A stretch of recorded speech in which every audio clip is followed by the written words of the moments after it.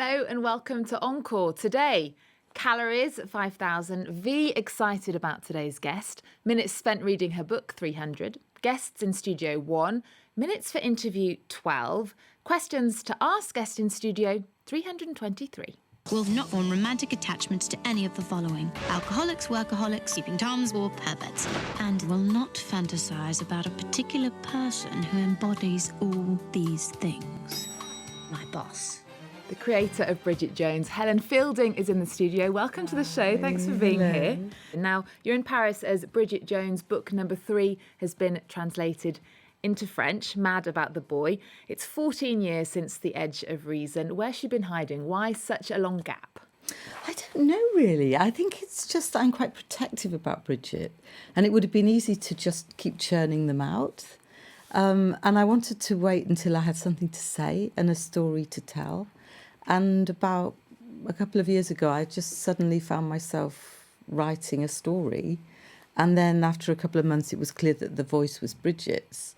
And so I just didn't tell anyone, so that way I could be unself-conscious. And it just sort of happened like that. And Bridget is now in her 50s, a widow with 2 small children. You caused outrage by killing off Mr Darcy. Why did you do that? How could you? Well, I should make it clear that I haven't actually murdered Colin Firth. There was a bit of confusion about that in England at the time, and someone came running out of the pub saying, "You've killed Colin Firth." And I say, "No, he's fine. He's still alive." I didn't decide. It's just a story, and that is what happened, like in life. But I think looking back on it, it's always best to write about Bridget being single. And Mark Darcy is the quintessential English gentleman. He would never leave her with 2 little children. And it's far better that his memory suffuses the book and he stays intact as our Mr Darcy than that he turns out to be a wit. So I think that's why, really. And how did the leading man, Colin Firth, take it when you told him? Well, it was quite funny. He is very funny, Colin, and very much like his fictional character. And it really was almost like telling someone that someone had died, except I was telling him he died. So I had to make sure he had someone with him and ask if he was sitting down and say, "I'm very sorry for your loss." And we were both quite upset, but we were laughing at the same time. It's one of the oddest conversations I've ever had, actually. And Bridget still obsesses about her weight, about how much she drinks. Apart from being a widow, what else has changed, though, for her? Well, she's got children. That's quite a big thing.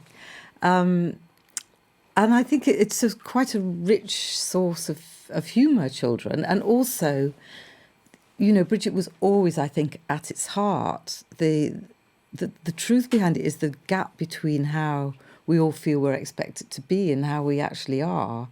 And I think the same's equally true of parenting. There's this mad idea that you're supposed to be this perfect parent and, you know, you go, come to the table, 1, 2, and then you think, what am I going to do when I get to 3? And so she is always trying to be the perfect mother and failing. And then, as with she herself, the children like her for the moments when she's really herself, when she's set the spaghetti on fire and she's got Botox, so her mouth's gone all funny, so you can't talk them like that. And they end up having a lovely evening toasting marshmallows and sort of cuddling on the sofa. And it's when she's real with them that they're most happy. So I think, the children was a fun thing to write about. And is the book in any way mirroring your life? I know the press are always obsessed, like, is Bridget Jones you? Is Bridget Jones you? But is this you? You've got 2 children.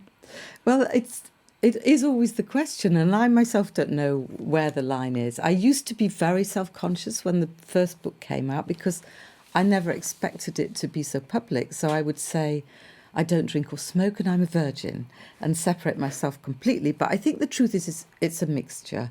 I think comedy always has truth at its root.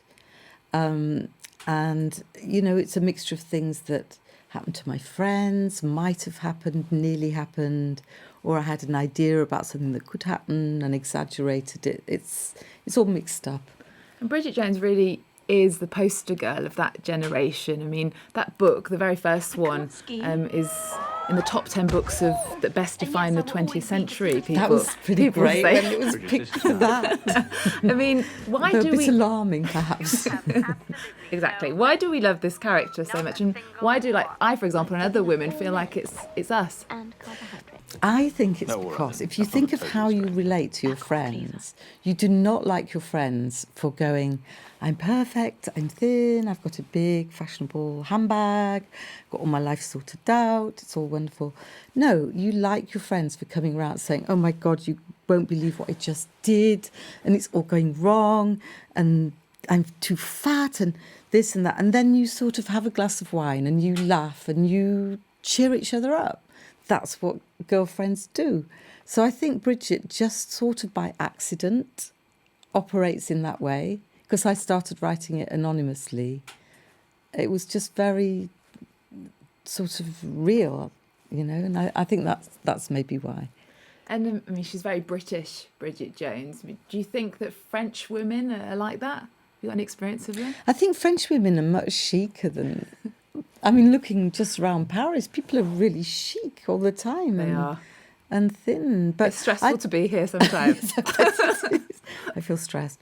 But, well, when I went to Japan with the book when it first came out, one of my abiding memories is this beautiful, thin news anchor, you know, just eats little tiny bits of fish, saying that she identified with it. So I think it's something bigger than how women actually look. It's how they feel they ought to be that makes them identify. So, you know, they, in France, yes, they like the previous books, and you always have to see with the new one, but it seems to have gone pretty well in England, you know. Well, we've sent someone out on the streets, actually, to speak to people and ask them if they feel like they've got a little bit of Bridget in them. Let's have a listen. I've always decided what I want to do in life. I've made good and bad choices, and I've always taken responsibility for my actions, unlike her. I don't have this girly side, even down to the underwear, because I don't wear big pants. I wear thongs, I'll have you know. Perhaps the loopy side a little bit, but I don't like cakes as much as she does. When you're at a certain age, thinking, is it absolutely essential to be in love and have a family, and can you be happy without it? And without a doubt, the party side.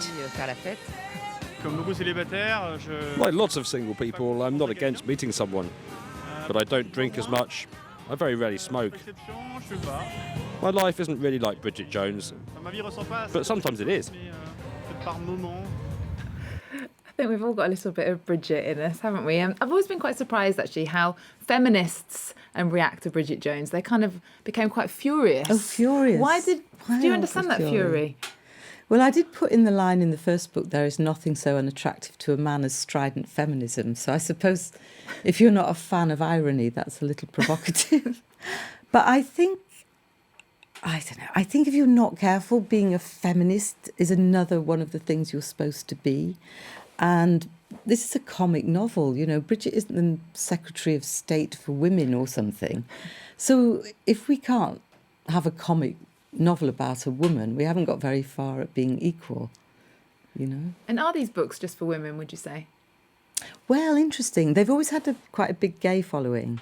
But apparently this new one, the demographic has shifted, so there are a lot more straight men reading it. And I don't know whether it's the subject matter, that it's a little bit, you know, it's a little bit older, so it's about dating in later life, you know, when you've had one relationship, and, you know, about loss and a few more things like that. Or whether it's just Kindle, so that they can read it without anyone seeing the cover.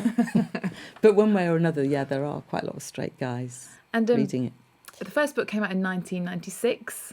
Yeah, I think it did. Do you think women's aspirations have changed a lot since then? Do you know what? I think there have been some changes. I think that when I was first writing Bridget, it was about struggling with, in your 30s, if you were unmarried, with that stereotype of the tragic barren spinster, Miss Havisham, the person who was going to end up dying alone and being eaten by their dog. And it was really out of date, because there were lots of reasons why a woman would be single in her 30s. And it wasn't, as Bridget pointed out in the movie, because her entire body under her clothes was covered in scales. And I think now there is this word singleton, or in France, célibatante, which I thought I'd come up with Singleton. It was actually P.G. Wodehouse.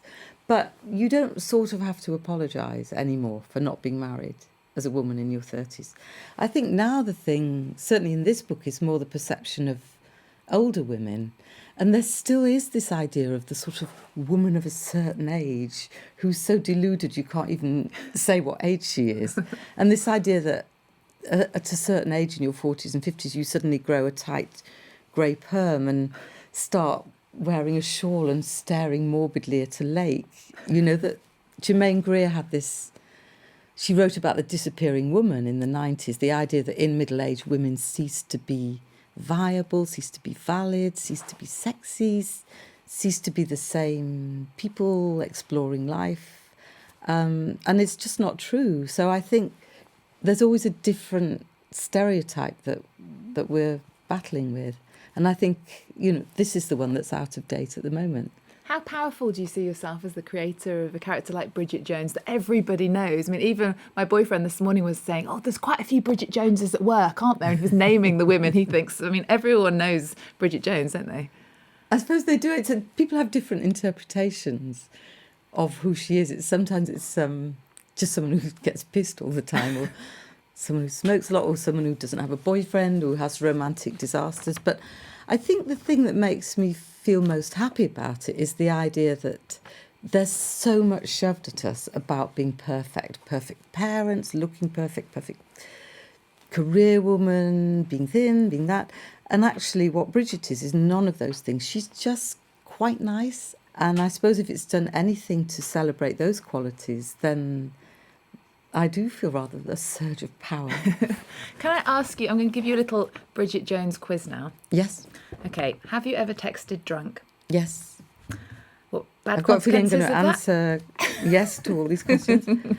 What's your number one dating rule? Do not text when drunk. Do you have fashion rules? Do I have fashion rules? Well, it used to be that I just wore the same thing all the time, and I tried to think of it like the Dalai Lama's robes, because then I didn't have to worry about it. So I think you should maybe wear more than one thing. Final one. Do you wear granny control pants? Not at this moment, but it has been known on occasion. Okay, just a final question. Is this the final farewell to Bridget Jones? I have no idea. I We don't might know. see her later on. If something comes to me, if I have something I want to say and a story to tell, then I might. Okay, Helen Fielding, it's been a delight to talk to you. Thank you so much for coming and speaking to us. Thank you, it's been fun. Just a reminder for you guys at home, Mad About the Boys just been translated into French. Remember our website, Twitter and Facebook. Thanks for joining us. There's more news coming up on France 24 after this.